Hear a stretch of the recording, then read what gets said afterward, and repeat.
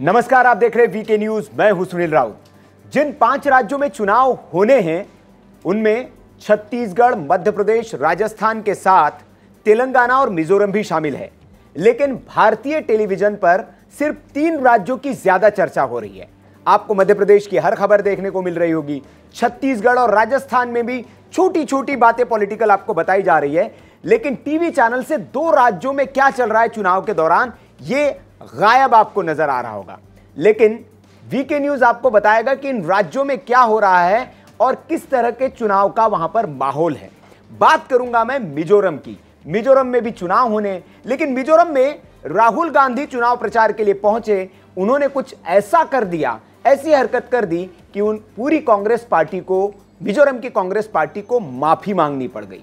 ऐसा क्या कर दिया राहुल गांधी ने, बताऊंगा आपको। और क्यों कांग्रेस पार्टी को माफी मांगनी पड़ी, यह भी बताऊंगा। साथ ही साथ इस वीडियो में आप ये जानकर हैरान हो जाएंगे कि मिजोरम में चुनाव कैसे होगा, मतलब चुनावी राजनीतिक दल जो है वो प्रचार कैसे करेंगे, प्रचार की सामग्री कहां लगाएंगे, यह सब चुनाव आयोग वहां तय नहीं करता है। वहां ये सब चर्च तय करते हैं वहां पर। जी हां, ये सुनकर आपको हैरानी हो रही होगी, लेकिन जिस तरह से हरियाणा की अगर हम बात करें, कहा यह जाता है, ऐसा कोई ऑफिशियली वहां पर नहीं है, लेकिन कहा यह जाता है कि वहां चुनाव के परिणाम क्या होंगे ये डेरे तय करते हैं। तो वैसे ही मिजोरम में भी चुनाव के परिणाम क्या होंगे ये चर्च तय करते हैं, और साथ ही साथ चुनाव कैसे होगा ये भी चर्च तय करता है। तो सबसे पहले बात राहुल गांधी की करते हैं। दरअसल मिजोरम में जो चुनाव होने, उसके चुनाव के एक रैली करने के लिए, छोटी सी रोड शो करने के लिए राहुल गांधी मिजोरम पहुंचे थे। तारीख थी, तस्वीर आप ये देख रहे हैं स्क्रीन पर, यह 17 अक्टूबर की तस्वीर है, जिसमें राहुल गांधी एक स्कूटर पर बैठे हुए आपको नजर आ रहे हैं। एक शख्स के साथ में पीछे राहुल गांधी बैठे हुए हैं। उन्होंने हेलमेट भी लगा रखा है और इस दौरान वो सड़क पर गुजर रहे, लोगों का अभिवादन स्वीकार कर रहे हैं, लोगों का अभिवादन कर रहे हैं। ये आइजोल की तस्वीर है। आइजोल में उनकी सभा होनी थी। 2 दिन के वो दौरे पर गए थे, 17 और 18 तारीख को। तो 17 तारीख की ये तस्वीर है जब राहुल गांधी आइजोल में सड़क पर गुजर रहे थे। अब आप कहेंगे कि उन्होंने तो हेलमेट भी पहन रखा है, क्या ऐसा किया उन्होंने जो माफी मांगनी पड़ गई। तो आपको बता दें कि जब सड़कों पर वो निकले राहुल गांधी, तो जाहिर सी बात है, कोई नेता गुजरेगा सड़क से या कोई सभा करेंगे तो वहां भीड़ जुटेगी, शोर होगा, और शोर होगा तो फिर ऐसी सजा मिलेगी ये आपने सोचा नहीं होगा। दरअसल मिजोरम में चुनाव के जो नियम तय है, जो चर्च की ओर से जारी किए गए, उसके मुताबिक आप शोर नहीं कर सकते हैं, और अगर शोर करते हैं तो फिर उसको बहुत बुरा माना जाता है। तो राहुल गांधी की इस रैली के दौरान या इस रोड शो के दौरान वहां शोर हुआ, इसकी आलोचना वहां पर की गई, और इस आलोचना के बाद वहां की कांग्रेस पार्टी को माफी मांगनी पड़ी। बाकायदा उन्होंने इसके लिए माफी मांगी कि हमसे गलती हो गई, हमें इस तरह का आयोजन नहीं करना चाहिए था और हम इसके लिए खेद जताते हैं। तो इसलिए राहुल गांधी के वजह से कांग्रेस पार्टी को वहां माफी मांगनी पड़ी। तो यह हुआ माफी का मुद्दा। दरअसल राहुल गांधी यहां पर भारत जोड़ो यात्रा के तरह ही एक तरह से कैंपेन रैली कर रहे थे। ये जो तस्वीरें आप देख रहे हैं उसी की है। इस पर यह सारा बवाल हुआ था, और जो पार्टी ने माफी मांगी है, इस बात की जानकारी जो है मिजोरम कांग्रेस के मीडिया इंचार्ज है मैथ्यू एंटनी, इन्होंने दी है। और उनका बयान जो है दैनिक भास्कर की एक रिपोर्ट के मुताबिक, उन्होंने दैनिक भास्कर को यह बयान उन्होंने दिया है कि हमने इसके लिए माफी मांग ली है, और ये जो राहुल गांधी की ओर से ये जो किया गया था, ये जो ये इंसिडेंट हुआ, इसके लिए हमने माफी मांग ली है। अब आते हैं उस बात पर कि ये चर्च कैसे तय करता है कि यहां शोर होना चाहिए या नहीं होना चाहिए, और क्या होना चाहिए क्या नहीं होना चाहिए। तो बाकायदा आपको बता दें कि मिजोरम में जो है, आपको ये तो जानते होंगे कि यहां पर 85% के आसपास जो आबादी है वो क्रिश्चियन आबादी है, मतलब ईसाई लोग यहां पर निवास करते हैं, और ईसाई बहुल ये राज्य है। तो इसीलिए यहां पर चुनाव के नियम जो है उस चर्च की ओर से तय किए जाते हैं, और बाकायदा इसके लिए पार्टियों के साथ एक एग्रीमेंट भी होता है। एग्रीमेंट जो है ये मिजोरम पीपल्स फोरम, ये जो स्क्रीन पर आप तस्वीर देख रहे हैं, MPF जिसको कहा जाता है, ये चर्च की एक बॉडी है मिजोरम पीपल्स फोरम। ये इनके साथ, ये फोरम ही जो है, ये पीपल्स फोरम ही है, ये भूमिका अहम अदा करता है, और ये सारे पार्टियों के साथ ये एक एग्रीमेंट हो रखा है। इस एग्रीमेंट में सारी शर्तें लिखी हुई है कि आप क्या करेंगे, कैसे करेंगे, कब करेंगे, और इसी आधार पर आपको करना है। अब आप कहेंगे एक फरमान है एक तरह से, बिल्कुल, लेकिन इस पर कोई ऐसी सजा नहीं है। एमपीएफ जो है अगर इन नियमों का कोई उल्लंघन करता है राजनीतिक दल तो कोई सजा नहीं देता है, लेकिन वो उस दल का बहिष्कार कर देते हैं।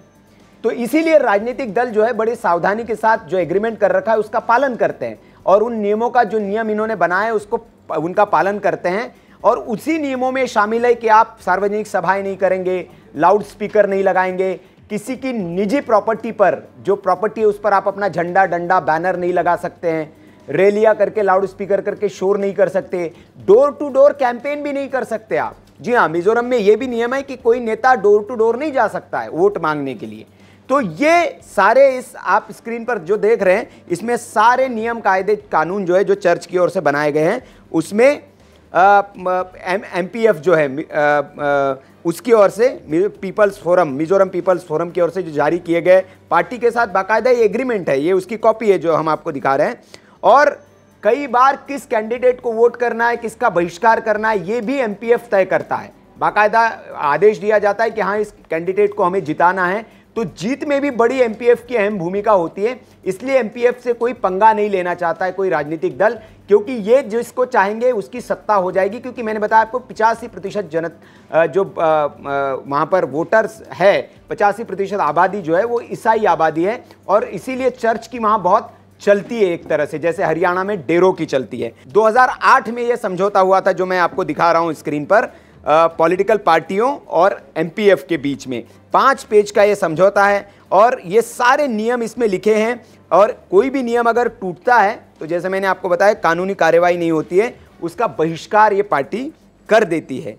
इसीलिए कोई भी पार्टी इनसे पंगा नहीं लेना चाहती। अब ये नियम क्या क्या है? पहला तो है कि डोर टू डोर कैंपेनिंग नहीं होगी, मतलब चुनाव का ऐलान होने के बाद कैंडिडेट घर घर जाकर प्रचार नहीं कर सकता। रैली में आप ढोल नहीं बजा सकते, रैली नहीं कर सकते, डीजे स्पीकर कोई भी प्रचार आप इस तरह से नहीं कर सकते हैं। और राहुल गांधी ने जो बाइक रैली वहां पर की थी उसमें इस नियम को उन्होंने तोड़ा था, वहां पर शोर हुआ था और इसीलिए एमपीएफ ने इसकी आलोचना की थी और इसके लिए फिर पार्टी को माफी मांगनी पड़ी थी। अब ऐसा नहीं है कि पार्टियों के झंडे या बैनर आप लगा नहीं सकते, लेकिन उनको लगाने की जगह तय है, उन्हीं जगहों पर आप उनको लगा सकते हैं। जैसे कि पार्टी के ऑफिसेस हो गए, उनमें आप इन झंडे को लगा सकते हैं, बैनर्स को लगा सकते हैं। पार्टी का कोई कार्यकर्ता है वो अपने घर पर लगा सकता है, लेकिन दूसरे के घर पर या कहीं पब्लिक प्रॉपर्टी पर आप इस तरह के अपने झंडे बैनर्स ये नहीं लगा सकते, पोस्टर्स नहीं लगा सकते हैं। और यहाँ पर एक बात ये जानकर आपको हैरानी होगी कि आप कहेंगे कि रैली नहीं कर सकते, सभा नहीं कर सकते, प्रचार कैसे करेंगे? तो यहाँ पर जो चर्च ने जो नियम तय कर रखे हैं उसके मुताबिक जैसे अमेरिका में प्रेसिडेंशियल डिबेट होती है उसी तरह का यहाँ पर इन्होंने एक मंच बना रखा है, एक कॉमन प्लेटफॉर्म बना रखा है, जिसके मुताबिक उस प्लेटफॉर्म पर एमपीएफ ही इसका आयोजन कराता है और सबको मौका देता है कि सब लोग आए, अपनी बात रखें। 20 मिनट का मौका दिया जाता है और 20 मिनट में आप क्या करने वाले हैं राज्य के लिए, किस तरह के आपके वादे हैं, किस तरह क्या जनता के लिए आप क्या करेंगे, ये सब बताना होता है और उसी आधार पर वो तय होता है कि किसको मतदान करेंगे, किसको नहीं करेंगे। तो ये सभी पार्टियों के कैंडिडेट्स को यहाँ एमपीएफ आमंत्रित करता है और सबको बोलने का मौका देता है 20-20 मिनट, और ये इसका सारा आयोजन जो है एमपीएफ की ओर से ही किया जाता है। तो ये सारे नियम कायदे कानून यहाँ पर है और इसका पालन राजनीतिक पार्टियां करती है। चुनाव आयोग के तो नियम अपने है ही, लेकिन एमपीएफ जो नियम बनाता है उसका भी पालन राजनीतिक पार्टियां करते हैं। अब मिजोरम की बात करते हैं थोड़ी सी। मिजोरम के बारे में आपको बता दूं कि ये जो है असम से अलग होकर राज्य ये बना था और पहले 1972 में ये केंद्र शासित प्रदेश था। उसके बाद 87 में इसको राज्य बनाया गया, राज्य का दर्जा दिया गया 1987 में, और तब से अब तक की अगर हम बात करें तो इस राज्य में 8 चुनाव हो चुके हैं और इन 8 चुनावों में से 4 चुनावों में कांग्रेस ने जीत दर्ज करके सत्ता हासिल की थी। और अब कांग्रेस की अगर यहां हालत देखें तो मात्र 5 विधायक कांग्रेस के यहां पर बचे। कांग्रेस का यहां कोई जनाधार बचा नहीं है। राहुल गांधी हालांकि गए, प्रियंका गांधी ने की भी एक रैली यहां तय थी 3 तारीख को, लेकिन वो उसको भी अचानक से रद्द कर दिया गया। क्यों रद्द किया गया इसकी वजह सामने नहीं आई, लेकिन प्रियंका गांधी की रैली को भी 3 तारीख की जो थी उसको रद्द कर दिया गया। भारतीय जनता पार्टी का यहाँ कोई बेस नहीं है, लेकिन भारतीय जनता पार्टी भी यहाँ पर अपनी किस्मत आजमा रही है। प्रधानमंत्री नरेंद्र मोदी की रैली थी 31 तारीख को, लेकिन उसको भी अचानक से रद्द कर दिया गया उस दौरे को। और पहली बार ऐसा होगा 2014 के बाद जब प्रधानमंत्री नरेंद्र मोदी किसी राज्य में, जिस राज्य में विधानसभा चुनाव होने जा रहा हो, और उसमें वो प्रचार ही नहीं करेंगे, क्योंकि मिजोरम में प्रधानमंत्री मोदी की कोई रैली अब तक नहीं हुई है। एक रैली उनकी प्रस्तावित थी, उसको भी रद्द कर दिया गया, तो प्रधानमंत्री मोदी वहां प्रचार करने ही नहीं पहुंचे हैं। लेकिन भारतीय जनता पार्टी ने भी वहां अपना पूरा दमखम लगा रखा है और 40 में से 26 सीटों पर यहां पर चुनाव जो है वो 23 सीटों पर, माफ करिएगा, भारतीय जनता पार्टी चुनाव लड़ रही है। कांग्रेस पूरी की पूरी 40 सीटों पर यहां चुनाव लड़ रही है। हालांकि कांग्रेस ने जो वादे किए उसमें जो ओल्ड पेंशन स्कीम है, गैस सिलेंडर है, तो जो पुराने वादे जिनके जरिए वो हिमाचल में जीत दर्ज की है वही वादे उन्होंने वहां पर किए। लेकिन भारतीय जनता पार्टी ने यहाँ जो बड़ा वादा किया है मिजोरम के लोगों से वो है कि असम के साथ जो सीमा विवाद चल रहा है लंबे वक्त से, उसको खात्मा करने का वादा भारतीय जनता पार्टी ने यहाँ किया है। हालांकि वो कैसे करेंगे ये बड़ा सवाल है, लेकिन भारतीय जनता पार्टी कहती है अगर हम सत्ता में आए तो इस समझौते को, ये जो विवाद है इसको हम खत्म कर देंगे। तो ये बड़ा वादा भारतीय जनता पार्टी की ओर से किया जा रहा है। हालांकि भारतीय जनता पार्टी साउथ मिजोरम पर ज्यादा फोकस कर रही है, जो सीमावर्ती इलाका है वहां पर ही उनका ज्यादा फोकस है और इसीलिए 23 सीटों पर ही उन्होंने उम्मीदवार उतारे। कांग्रेस सारे 40 सीटों पर यहाँ पर चुनाव लड़ रही है। लेकिन यहाँ जो मेन पार्टी जो है वो अगर हम उसकी बात करें तो मिजो नेशनल फ्रंट बड़ी पार्टी है जिसकी अभी मौजूदा सरकार है। ओपिनियन पोल्स जो आ रहे हैं उसमें इसी की जीत तय बताई जा रही है। उसके बाद दूसरी पार्टी है JPM, Zoram people's movement. JPM ये सेम आम आदमी पार्टी की तरह एक मूवमेंट था और उसी की तरह पार्टी बनी है वहाँ पर और बड़े तेजी से इसका उभार हुआ है और 40 सीटों पर ये इन्होंने अपने उम्मीदवार उतारे हैं। और आम आदमी पार्टी भी वहां पर चुनाव लड़ रही है। उन्होंने आइजोल में ही सिर्फ 4 कैंडिडेट को टिकट दिया है। मैं आबादी की अगर बात करूं तो यहाँ 11 लाख की आबादी इस राज्य में लगभग है और 8 लाख के आसपास वोटर है। और जैसे मैं बता ही चुका हूं आपको कि मिजो नेशनल फ्रंट की अभी सरकार है और ये राज्य की सबसे पुरानी पार्टी है, इसीलिए इसकी ज़्यादातर कांग्रेस के अलावा इन्हीं की सत्ता यहाँ पर रही है।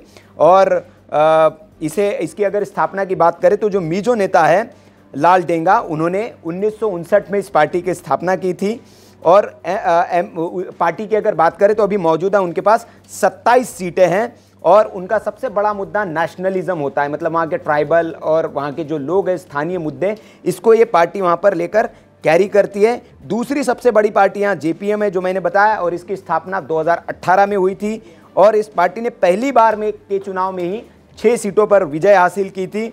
और अब जो है जेपीएम का जो वोटर है या विचारधारा है वो मिजो नेशनल फ्रंट की तरह ही है और उनका फोकस भी वही होता है। राज्य, क्योंकि मैंने बताया कि आम आदमी पार्टी की तरह एक मूवमेंट है और उससे निकली पार्टी है और बड़ी तेजी से वहाँ उभर रही है, तो दूसरी सबसे बड़ी पार्टी बनकर उभरी है।